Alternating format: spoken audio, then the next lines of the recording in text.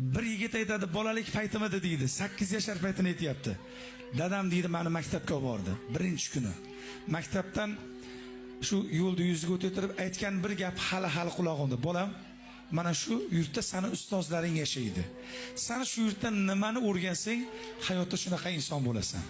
Men o'sha kuni deydi, birinchi soat o'tgandan so'ng ustoz uyga javob berganda, yo'lda bo'yiga chiqsam, otam deydi, eski velosipedi bo'lardi. Yo'lda narigi yuzda meni kutib turgani haligidek esimda.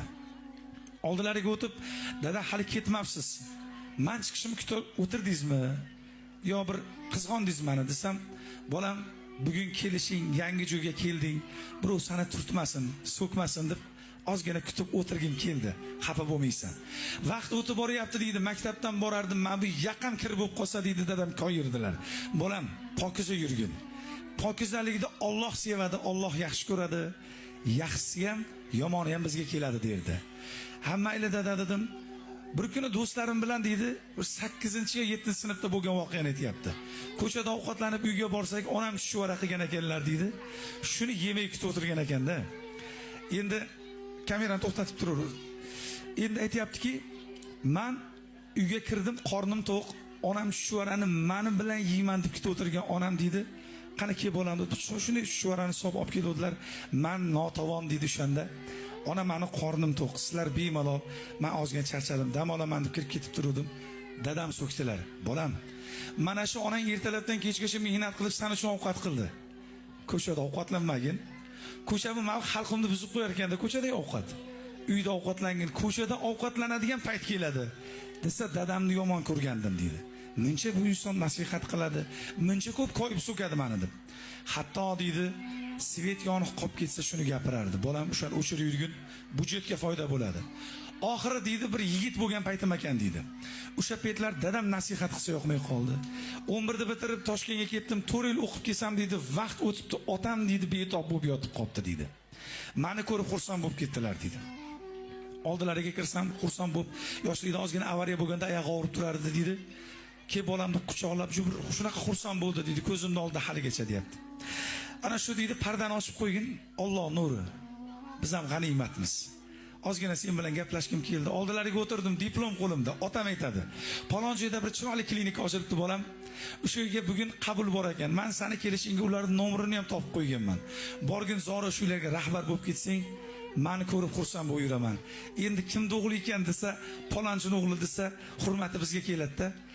Yana nasihatni boshladilar deydi. Endi qarang otani nasihatini. Bir joyda buzuq narsani ko'rsang tuzatib qo'y bolam. Kambag'allarga yaxshilik qilgin. Ko'cha-kuyda ivirsib yotgan joyda ko'rsang tozalab qo'ygin. Mayli dadajon, bir duo qiling desam, duoni qildilar. Ozgina kayfiyat buzilib ketdim. Borsam deydi, davlat ishxonalarida rishotkali darvoza bo'ladi. Hammamiz bilamiz, maktablarda, hokimiyatga borsak ham bor. O'sha rishotkali darvozani deydi, zulf pastga qarab turibdi-yu, yonidagi bir tirqichdan hamma enkayib o'tib ketyapti deydi. Dadam aytdi-ki, shu yerda qolmasin deb deydi, haligini tosh bilan bir ursam ko'tarildi deydi, ochildi deydi. Ichkariga kirib boryapman, koridorda bir axlat qutiga qilib yotardi. Hamma tepkilib o'tib ketib turgan qog'ozlar, o'sha axlatlarda olib tozaladim deydi. Dadamning gapi yuragida shu bir qalbimda qolgan ekan. Keyinroq yonib qolib ketib shuni o'chirdim deydi. Ichkariga kirib boryapman deydi. Past domlaning ovozi eshitilib turardi. Domla aytayapti, bizga fidoyi, jon kuyar, xonadonini, el yurtini deydigan fidoyi rahbar izlab turgan edik. Bugun mana qabulda hammalaringizni ko'rdik.